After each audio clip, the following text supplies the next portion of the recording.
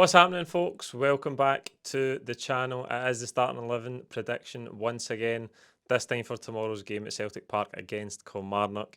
Going into last Sunday's game at St Johnstone, it looked like this could have been the game tomorrow where we could finally seal the title, but of course, we put that insipid performance in at McDermott Park last weekend. We went down 1-0 on the day, and I think talking to people after the game and seeing the fallout from it, I think that was the game that really sort of marked the downturn in form since the exit from the Champions League, and also sort of summed up much of the way we've played since the turn of the year.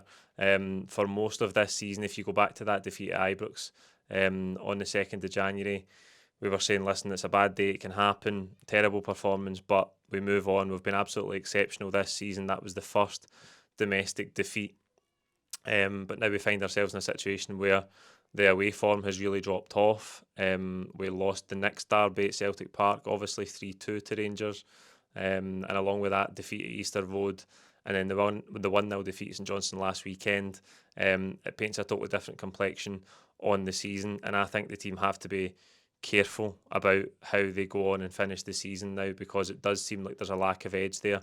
And I know a lot of you simply put that down to the lack of jeopardy given the advantage we have at the top of the league. But I don't think that is a great outlook for the players in terms of their mental approach to the game. I don't think that's an elite mentality, which I'm sure is something that the players and the manager pride themselves on. I don't think it should be the case that just because you've got a healthy lead in the table that you just turn off. And I think recently we've seen that. We've seen that in games. There's been a lot of games this season where Rangers have dropped points or got beat, and we've played after them and had the chance to stretch the lead. And we've really never managed to do it because the players maybe subconsciously are thinking, do you know what, it doesn't really matter. We can get it done next week. We can win next week. The title's probably in the bag anyway. And don't get me wrong, there is that lack of jeopardy there. We do have a commanding lead. We are going to go on and win the title, but like I say, it's not an elite mentality to just let games drift by. And I've been quite magnanimous with the defeats so far this season. Like I say, you can have a bad day at Ibrox, you can lose a game like that.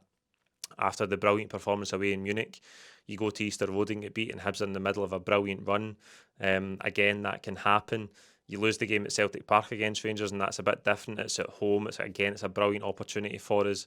Where if we'd have won that game, we'd have edged ever closer to the title. And obviously, off the back of Ibrox, we were looking for a response in that fixture, given what it means. And we didn't get it. We went down 3-2. I think last weekend was probably the worst one for me and the worst I've felt after a game this season, because yes, we're playing St Johnstone at the bottom of the table under a new manager since the last time we went there, but by all accounts they're fighting for their lives. They got the early goal, and I think our performance had a real lack of intensity. It was a similar vein that we've seen from time to time this season, that when the team don't have that zip and that energy in the play, we just pass sideways and we pass backwards. And we've played 60, 70 minutes of the game and never really tested the St Johnstone goalkeeper. And again, predictably, in the last 10 minutes, the team finds a sort of urgency because they know they're running out of time, and we finally carve out a couple of decent chances. Why was that not there from minute one in the game? I think that's the point that Brendan Rodgers was making last weekend. He had a go at the team, and I think that means that if the manager is saying these things, it usually takes the manager much longer to say things like that than it does supporters. And I think from time to time, supporters can be labelled as being spoiled and entitled and things of that nature. And listen, I know that we're still well on course to go on and finish off and have a brilliant season. But there's no two ways about the fact that the team have dropped off recently.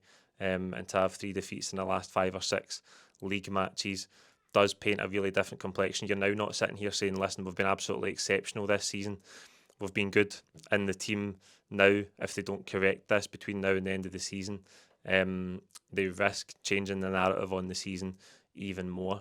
They have to be careful that if they want to turn up like this and think that, oh, well, we don't really need to. We're going to win the league anyway. In the back of our minds, we know it's done. We'll just turn up at Hampden in a couple of weeks' time for the semi-final. I think that's a dangerous game to play. Or if they get through that and then it's a Scottish Cup final and they think, right, well, we'll just decide that we're ready, and we've got the desire and intensity to go and win this game because it matters now. That's not what it's about, and I think the last few weeks we've just came off that and it's been really disappointing. And I think the biggest disappointment, again, as Brendan Rodgers said in the press conference yesterday, is the team passed up the opportunity to win the title at home tomorrow in front of a full Celtic Park, which would have been a brilliant occasion. It's not often in recent years that we've had the chance to win the title in front of the home support. And now we're presented with a situation this weekend where we could go and win the game tomorrow against Kilmarnock. And if Rangers get beat at Pittodrie on Sunday, we'll win the league with everybody sitting in the house, which I don't think is the way anyone wants to seal the title. But hey ho, let's hope that the team tomorrow perform. They go out and show a desire. We're facing Kilmarnock, who are 1 point above the relegation playoff place. They're still scrapping for their lives as well, the same as St Johnstone were last week. And I know the complexion of the game's different because we're the home team, and we've got the big pitch at Celtic Park and the crowd behind us. You'd expect us to be much better.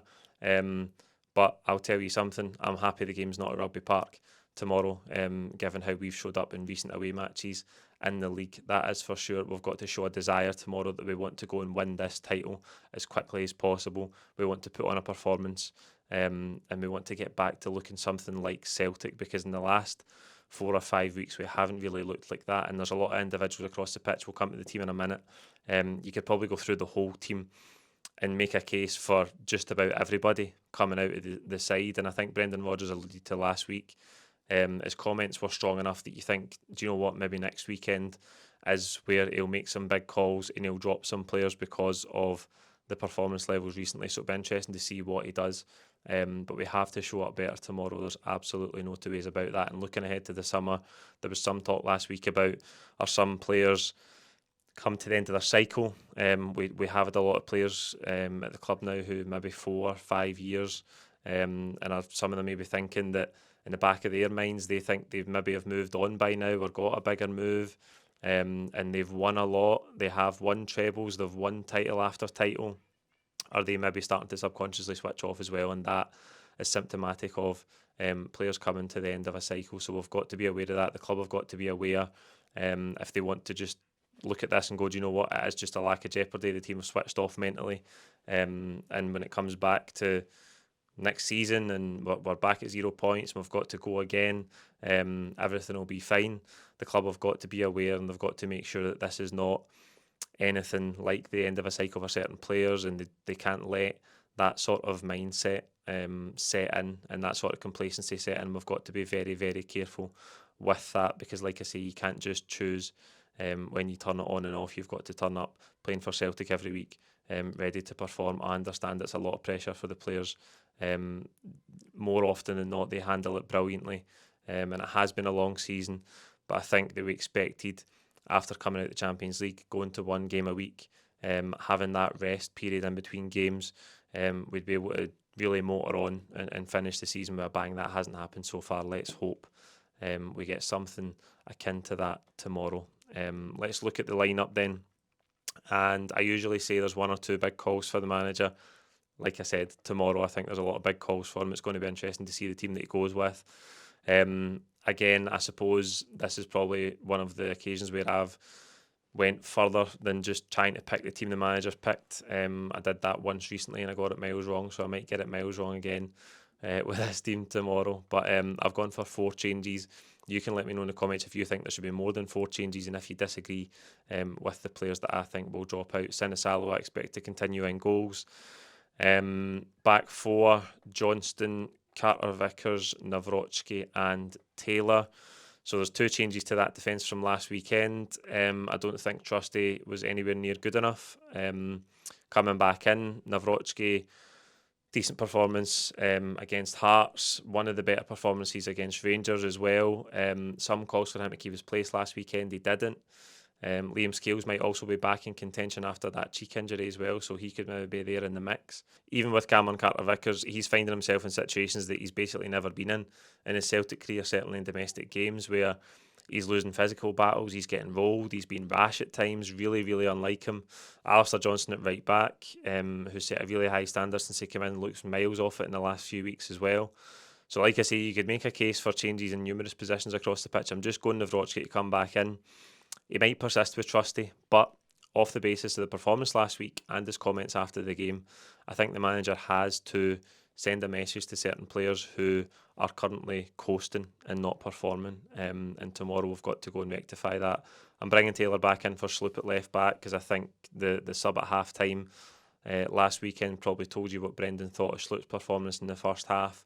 Again, maybe you could toss a coin, maybe he'll let Sloop go again and look for a response from him. But I think Taylor having that spell out of the team might come back in to start the game tomorrow. Midfield, McGregor, Engels, Bernardo. You could definitely make a case for Engels coming out as well as Hatate. I thought Hatate was really poor last weekend. Again, sometimes when he gets in those dangerous positions, he had that brilliant chance with the cutback from the left-hand side where he placed over with his left foot. He did hit the post in the game from the short corner to the edge of the box.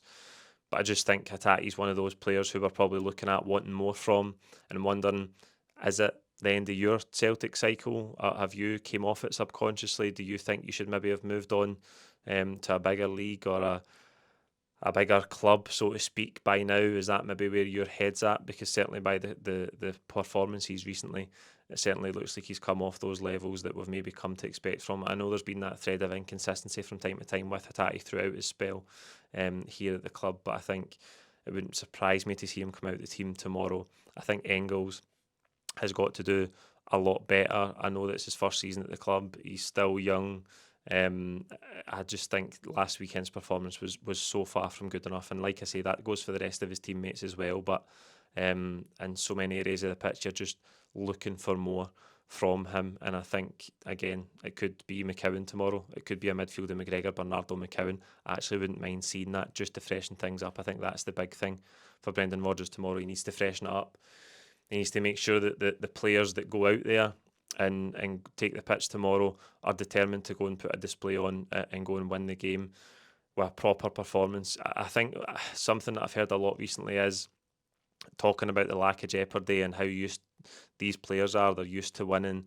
They've got this commanding lead at the top of the title, top of the league. Some of them have won trebles before. Is that maybe a subconscious switch off? Look through that team last weekend. There's loads of players that haven't won trebles, and it's like they're too used to winning. We've got the likes of Trusty, who's just come in this summer. Sinisalo, it's hard to really pinpoint the goalkeeper. He's just come in recently to play in the team. Sloop has just arrived at the club 6 months ago. It's a new experience for him. Engels, it's a new experience for him this season. He hasn't won the title before. He hasn't won a treble before. Even the likes of Bernardo, who was here last season and won a double, he hasn't won a treble. I know he wasn't involved last weekend. Jota's just come back from a really poor 18-month spell in his career. So you look through that team and there's 4 or 5 players there, so half of the outfield players who you think should have the bit between their teeth. It's not like they're too used to winning or they've switched off because they know we're going to win the league anyway. I think that is a bit of a cop-out for some of the players to give them that excuse, because a lot of them are in the early stages of their Celtic career, and this is not like they just do it season in and season out, and it's like they've won too much, so it's a bit of a subconscious switch off. I don't agree with that at all. Front three, I'm keeping Jota in the team on the right-hand side. I'm going Dyson on the left and Edith through the middle. I think Jota last weekend was the best of a poor bunch. I know that I think Kuhn obviously struggled in the game and he comes off again at half time. I just don't think he can keep his place in the team. We thought that after the Rangers game. There was the international break in between. We came back to play against Hearts. Kuhn went back in. He'd have decent performance in the first half. I think the entire team dropped off in the second half. And you look at that second half against Hearts, despite the fact we had the game won at 3-0, and it was a really, really poor performance. So if you go back to Easter Road and then the Rangers game, you're talking about a 45-minute spell against Hearts. And even then, the first 10-15 minutes were a bit ropey. So the team haven't been performing for a long time. And I think Kuhn is one player in particular whose levels have really, really dropped off. Whether there's a tiredness there,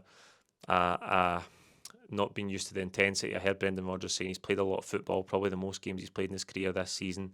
He was obviously flying in the first half of the campaign, but he's really fell off. I don't think he can start the game tomorrow. Jota, I think, done enough to keep his place. Dyson on the left-hand side, who did have a poor outing last weekend. He's been amazing. He's probably, again, like Carter Vickers, one who's set such a high standard that you can let him off with a bad performance here and there. I think him going back to the left-hand side, bringing Ida back in. Ida did come off the bench at half-time. He was more involved, I suppose, through the middle than Dyson was in the first half of the game at St Johnstone, but some of his output was really, really poor. He had a slide rule ball in the right hand in between the left back and the St Johnstone centre half late in the game, and he just sort of smashed it, sort of snatched at it into the side net. It was a really decent opportunity given how little we created in the game last weekend, but I just think bit of physical presence in there against the Kilmarnock back line, and again, just to change it up, just to freshen things up so the team looks different, and hopefully give us a fresh impetus, because we really need it after these last few weeks. There you go. Listen, you can lambast me in the comments if you think I've been too negative in this video. There was certainly some of that last weekend, but like I say, I've been very much of that mindset so far since the little downturn in form. That the team have been good all season. It's okay, it's only one game, but now we're seeing a string of performances that I think are really, really disappointing, and we've just got to be careful coming towards the end of the season, where we are still going to have to go and win big games. This notion that the treble is in the bag could not be further from the truth, because if we turn up the way we did last weekend, we can lose any football match, and I think the team have to go and show tomorrow that they do want to go and win this title as quickly as possible and finish the season in style. There you go. Like the video. As I say, comment with your own thoughts below. We'll see you tomorrow outside the ground with the full-time reaction. Thank you.